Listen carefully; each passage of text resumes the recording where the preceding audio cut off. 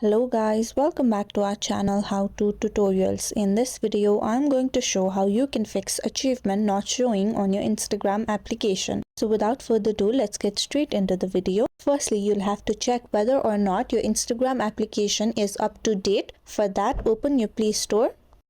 Now on the top search bar, type Instagram and tap on the search button. Again, tap on the Instagram application.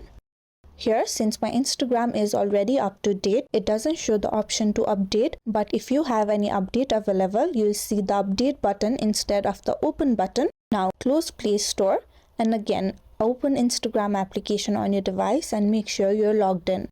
Now on the bottom right corner of your screen, you'll see your profile icon. Tap on that. To see the Instagram achievements, you'll have to activate the professional dashboard. Since my professional dashboard is already activated, now you'll have to activate your professional dashboard. So for that, tap on the three-lined icon on the top right corner of your screen.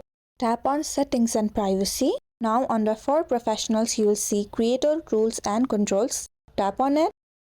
Now tap on the third last option, that is Add New Professional Account. After that, continue with the process.